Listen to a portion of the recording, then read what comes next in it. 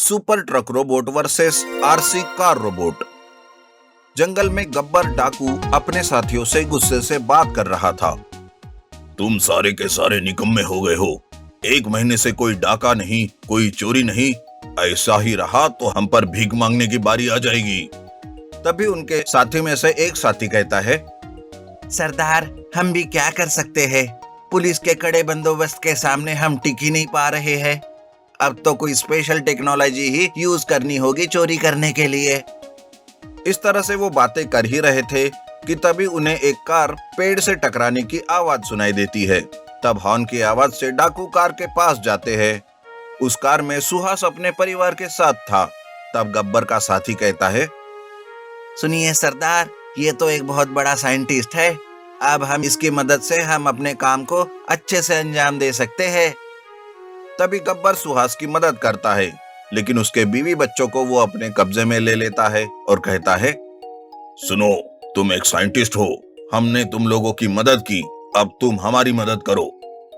हाँ हाँ, क्यों नहीं, बताओ क्या करना है। बस मेरी बीवी बच्चों को छोड़ दो, चाहे तो सारा पैसा और ये कार भी तुम रख लो। सुहास गब्बर को पहचान जाता है कि वो एक बहुत बड़ा डाकू है। वो गब्बर के सामने गहने, पैसे और कार की चाबी भी रखता है। गब्बर के आदमी सोना और पैसा रख लेते हैं। तब गब्बर कहता है, अरे इस कार का क्या करूं मैं? देना ही है तो इस कार को रिमोट कंट्रोल रोबोट कार में बदल कर दो और तब तक तुम्हारी बीवी बच्चे मेरे कब्जे में रहेंगे। जल्दी से जल्दी ये काम पूरा कर लो, तभी तुम अपने परिवार को घर लेकर जा पाओगे। सुहास के पास परिवार को बचाने के लिए गब्बर की बात मानने के अलावा कोई रास्ता नहीं था।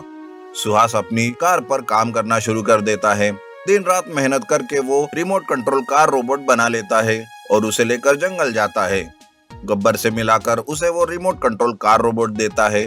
तब गब्बर सुहास के परिवार को कैद से आजाद कर देता है और कहता है, सुनो साइंटिस्ट, इस सब की जानकारी पुलिस को देने की गलती भी मत करना, नहीं तो तुम्हारे परिवार का नाम और निशान मिट जाएगा इस धरती से। सुहास अपने परिवार को लेकर वहां से चला जाता है। गब्बर रिमोट से कार को रोबोट और रोबोट से कार को बदलते रहता है। उस दिन गब्बर कार से एक बड़े सोने के शॉप में जाता है। तब वो रिमोट से कार को रोबोट में बदल देता है और उसे चोरी करने अंदर भेज देता है। तब वो रिमोट से कार को रोबोट में बदल देता है और उसे चोरी करने अंदर भेज देता है। पुलिस को खबर मिलती है, पर उनके आने से पहले ही रोबोट कार चोरी करके वहां से रफू चक्कर हो जाते हैं। अब गब्बर शहर में बड़े बड़े शॉप, बैंक में रिमोट कंट्रोल कार रोबोट की मदद से रोजाना डाका डालने लगता है। न्यूज में, पेपर में उसकी ही चर्चा होने लगती है, पर पुलिस उसे पकड़ नहीं पा रही थी। इस बात का सुहास को बड़ा बुरा लगता है। तब एक दिन उसकी बीवी कहती है, आपकी हालत मैं समझ सकती हूँ। आपने हमें बचाने के लिए उस गब्बर के लिए आरसी कार रोबोट बनाया था, तो आप फिर से ऐसा कोई रोबोट बनाइए जो उस गब्बर को सबक सिखा सके और इसकी भनक उसे लगे भी ना। सुहास भी बीवी से सहमत होता है। वो घर से बाहर निकलता है। उस दिन वो ठान लेता है कि गब्बर को जेल की हवा खिला कर रहेगा।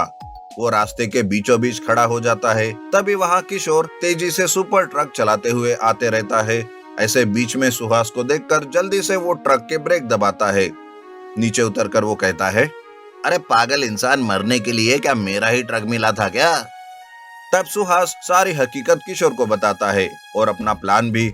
सुहास सब सुपर ट्रक को एक रोबोट में बदलने की बात करता है। तब किशोर भी उसके इस नेक काम में उसकी मदद करने के लिए तैयार हो जाता है। सुहास सुपर ट्रक पर काम करके उसे एक रोबोट में बदल देता है, जो रिमोट कंट्रोल कार रोबोट से भी ज्यादा पावरफुल था।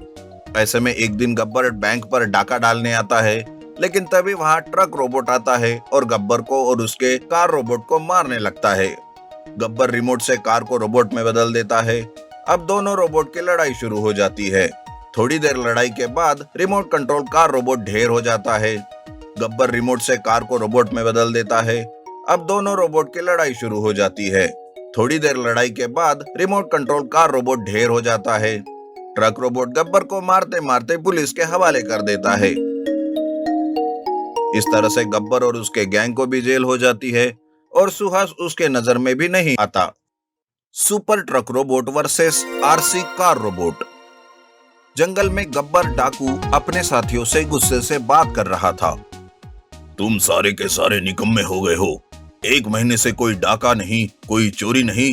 ऐसा ही रहा तो हम पर भीख मांगने की बारी आ जाएगी। तभी उनके साथी में से एक साथी कहता है, सरदार, हम भी क्या कर सकते हैं? पुलिस के कड़े बंदोबस्त के सामने हम टिक ही नहीं पा रहे हैं। अब तो कोई स्पेशल टेक्नोलॉजी ही यूज करनी होगी चोरी करने के लिए। इस तरह से वो बातें कर ही रहे थे कि तभी उन्हें एक कार पेड़ से टकराने की आवाज सुनाई देती है। तब हॉर्न की आवाज से डाकू कार के पास जाते हैं। उस कार में सुहास अपने परिवार के साथ था। तब गब्बर का साथी कहता है, सुनिए सरदार, ये तो एक बहुत बड़ा साइंटिस्ट है। अब हम इसकी मदद से हम अपने काम को अच्छे से अंजाम दे सकते हैं। तभी गब्बर सुहास की मदद करता है, लेकिन उसके बीवी बच्चों को वो अपने कब्जे में ले लेता है और कहता है, सुनो, तुम एक साइंटिस्ट हो, हमने तुम लोगों की मदद की, अब तुम हमारी मदद करो। हाँ हाँ, क्यों नहीं, बताओ क्या करना है। बस मेरी बीवी बच्चों को छोड़ दो, चाहे तो सारा पैसा और ये कार भी तुम रख लो। सुहास गब्बर को पहचान जाता है कि वो एक बहुत बड़ा डाकू है। वो गब्बर के सामने गहने, पैसे और कार की चाबी भी रखता है। गब्बर के आदमी सोना और पैसा रख लेते हैं। तब गब्बर कहता है, अरे इस कार का क्या करूं मैं? देना ही है तो इस कार को रिमोट कंट्रोल रोबोट कार में बदल कर दो और तब तक तुम्हारी बीवी बच्चे मेरे कब्जे में रहेंगे। जल्दी से जल्दी ये काम पूरा कर लो, तभी तुम अपने परिवार को घर लेकर जा पाओगे। सुहास के पास परिवार को बचाने के लिए गब्बर की बात मानने के अलावा कोई रास्ता नहीं था। सुहास अपनी कार पर काम करना शुरू कर देता है। दिन रात मेहनत करके वो रिमोट कंट्रोल कार रोबोट बना लेता है और उसे लेकर जंगल जाता है। गब्बर से मिलाकर उसे वो रिमोट कंट्रोल कार रोबोट देता है। तब गब्बर सुहास के परिवार को कैद से आजाद कर देता है और कहता है, सुनो साइंटिस्ट, इस सब की जानकारी पुलिस को देने की गलती भी मत करना, नहीं तो तुम्हारे परिवार का नाम और निशान मिट जाएगा इस धरती से। सुहास अपने परिवार को लेकर वहां से चला जाता है। गब्बर रिमोट से कार को रोबोट और रोबोट से कार को बदलते रहता है। उस दिन गब्बर कार से एक बड़े सोने के शॉप में जाता है। तब वो रिमोट से कार को रोबोट में बदल देता है और उसे चोरी करने अंदर भेज देता है। तब वो रिमोट से कार को रोबोट में बदल देता है और उसे चोरी करने अंदर भेज देता है। पुलिस को खबर मिलती है, पर उनके आने से पहले ही रोबोट कार चोरी करके वहां से रफू चक्कर हो जाते हैं। अब गब्बर शहर में बड़े बड़े शॉप, बैंक में रिमोट कंट्रोल कार रोबोट की मदद से रोजाना डाका डालने लगता है। न्यूज में, पेपर में उसकी ही चर्चा होने लगती है, पर पुलिस उसे पकड़ नहीं पा रही थी। इस बात का सुहास को बड़ा बुरा लगता है। तब एक दिन उसकी बीवी कहती है, आपकी हालत मैं समझ सकती हूँ। आपने हमें बचाने के लिए उस गब्बर के लिए आरसी कार रोबोट बनाया था, तो आप फिर से ऐसा कोई रोबोट बनाइए जो उस गब्बर को सबक सिखा सके और इसकी भनक उसे लगे भी ना। सुहास भी बीवी से सहमत होता है। वो घर से बाहर निकलता है। उस दिन वो ठान लेता है कि गब्बर को जेल की हवा खिला कर रहेगा। वो रास्ते के बीचों बीच खड़ा हो जाता है। तभी वहाँ किशोर तेजी से सुपर ट्रक चलाते हुए आते रहता है। ऐसे बीच में सुहास को देखकर जल्दी से वो ट्रक के ब्रेक दबाता है।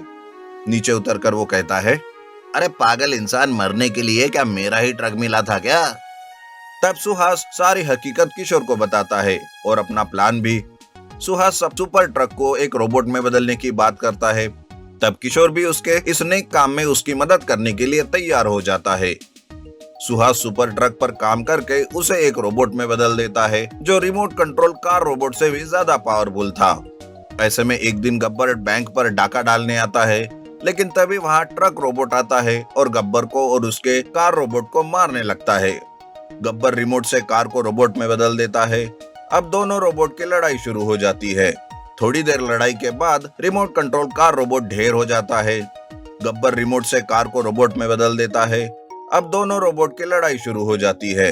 थोड़ी देर लड़ाई के बाद रिमोट कंट्रोल कार रोबोट ढेर हो जाता है। ट्रक रोबोट गब्बर को मारते मारते पुलिस के हवाले कर देता है। इस तरह से गब्बर और उसके गैंग को भी जेल हो जाती है और सुहास उसके नजर में भी नहीं आता।